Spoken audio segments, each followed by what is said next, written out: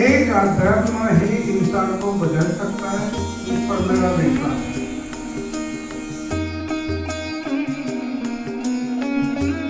युद्ध के अनुभव और गरीबी ने मेरे जीवन पर गहरा प्रभाव डाला। मैंने एक बार आत्महत्या के बारे में सोचा, लेकिन इससे मेरा ध्यान जीवन और मृत्यु के उद्देश्य की ओर चला गया।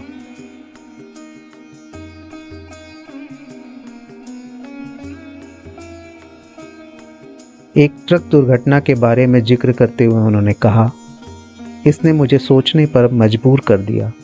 मुझे लगा कि ईश्वर चाहता है कि मैं किसी कारण से जीवित हूँ और मेरा पुनर्जन्म खेमकरण युद्ध क्षेत्र में हुआ। मैंने अपना नया जीवन लोगों की सेवा में समर्पित करने का निर्णय लिया। अन्ना जी के नेतृत्व में परिवर्तन और बलिदान की कहानी है रालेगांव सिद्धि।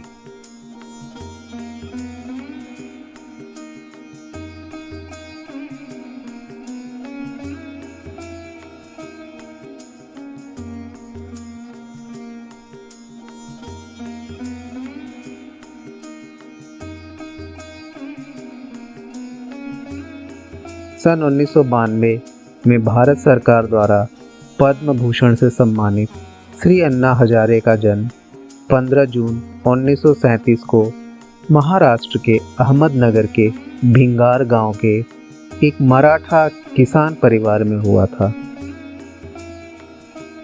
वह श्री बाबूराव हजारे और श्रीमती लक्ष्मीबाई हजारे के सबसे बड़े बेटे हैं।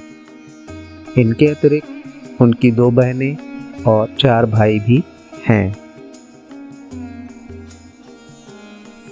वर्ष 1962 में भारत चीन युद्ध के बाद सरकार की युवाओं से सेना में शामिल होने की अपील पर अन्ना जी ने 1963 में सेना की मराठा रेजिमेंट में एक सैन्य ट्रक चालक के रूप में भर्ती होना सुनिश्चित किया और औरंगाबाद में सैन्य सेवा के लिए प्रशिक्षण लिया। 1965 में भारत पाकिस्तान युद्ध के दौरान अन्ना जी की खेमकरण सीमा पर नियुक्ति थी। 12 नवंबर 1965 को चौकी पर पाकिस्तानी हवाई बमबारी में वहां तैनात सारे सैनिक मारे गए। इस घटना ने अन्ना जी के जीवन को सदा के लिए बदल दिया। 14 वर्ष के उपरांत उन्होंने स्वैच्छिक सेवानिवृत्ति ले ली और अपने गांव रालेगांव सिद्धि वापस चले।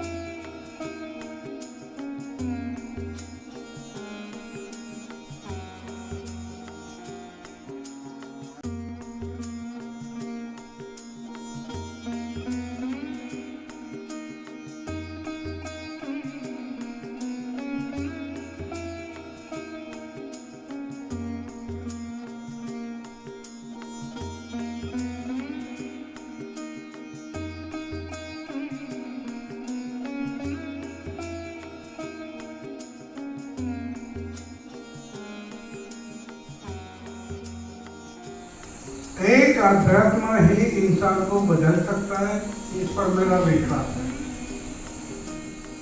विज्ञान ने अंतरिक्ष में पैर किया, लेकिन दूसरी तरफ अध्यात्म ने इंसान के अंतरंग में प्रवेश नहीं किया। तो विज्ञान मानव को विकास की भूलता देकर विनाश की तरफ लेकर जाएगा। इसलिए अध्यात्म और विज्ञान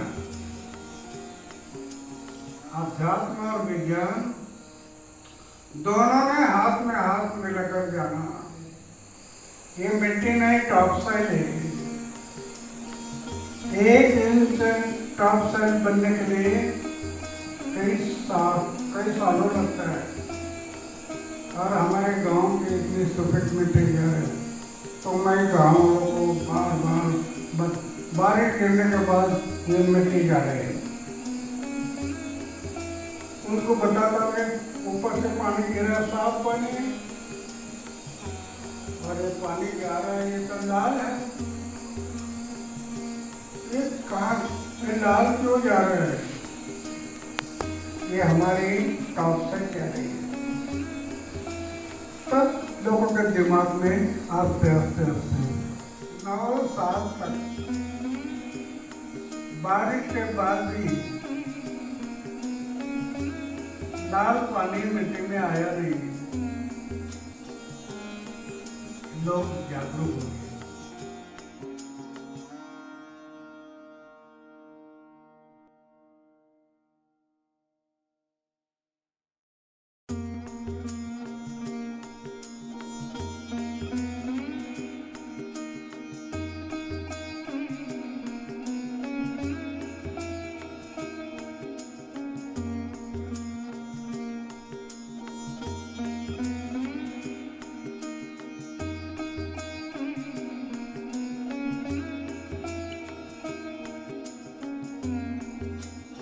स्वैच्छिक सेवानिवृत्ति लेकर रालेगांव आकर अन्ना जी अपने गांव की हालत देखकर स्तब्ध थे, दुखी थे और बहुत ही क्षुब्ध थे। पूरे समुदाय का भविष्य अंधकारमय लग रहा था। बारीकी से निरीक्षण करने पर यह समझ में आया कि गांव में 40 से ज़्यादा शराब की भट्टियां इन सब बुराइयों का प्रथम कारण थी। गांव कई अनैतिक कार्यों का स्थल बन गया था। गांव में बिजली और पानी की जबरदस्त किल्लत थी। उन्होंने गांव को नहर बनाने और गड्ढे खोदकर बारिश का पानी इकट्ठा करने के लिए प्रेरित किया। गांव में छोटे झरनों पर भी बांध बनाने की कल्पना उन्होंने ग्रामवासियों से की। इसका परिणाम यह हुआ कि भूजल का प्रवाह निरंतर बना रहा और जलस्तर में वृद्धि हुई।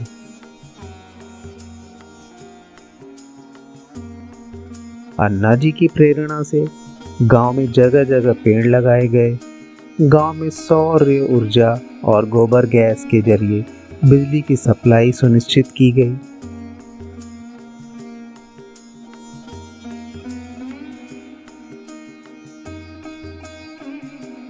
उन्होंने अपनी जमीन बच्चों के हॉस्टल के लिए दान कर दिया और अपनी पेंशन का सारा पैसा गांव के विकास के लिए समर्पित कर दिया।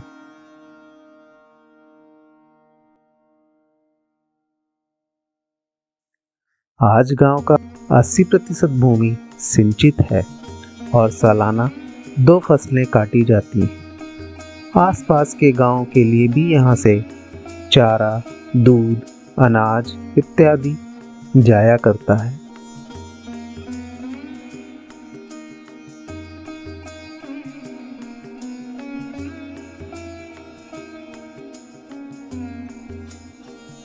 बुनियादी ढांचे और संसाधनों के मामले में ग्रामीण स्कूल शहरी स्कूलों से जरा भी कम नहीं है।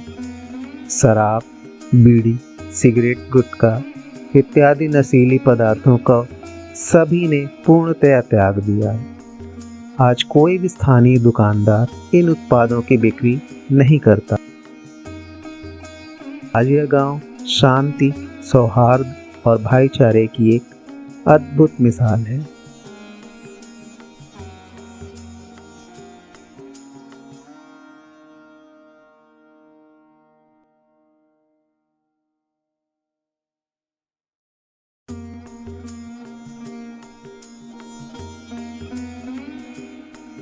रालेगांव सिद्धि विद्यालय परिसर से थोड़ी ही दूर पर एक दूसरा देवस्थान, जिसे पद्मावती देवस्थान के नाम से जाना जाता है, स्थित है। इस मंदिर के बीचों बीच एक बहुत ही विशाल बरगद का पेड़ है, जो अपनी शीतल छाया में सभी को आनंद की अनुभूति कराता है।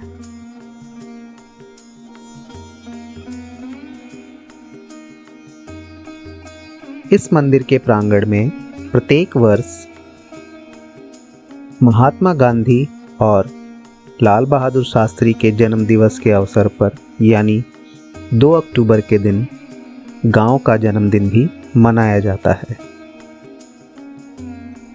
इसी मंदिर के प्रांगण में प्रत्येक वर्ष श्री अन्ना हजारे जी के द्वारा अविवाहित युवक युवतियों का सामूहिक विवाह भी संपन्न कराया जाता है और आए हुए सभी लोगों का मंदिर प्रांगण में ही समुचित रहने, खाने और पीने की व्यवस्था सुनिश्चित की जाती है।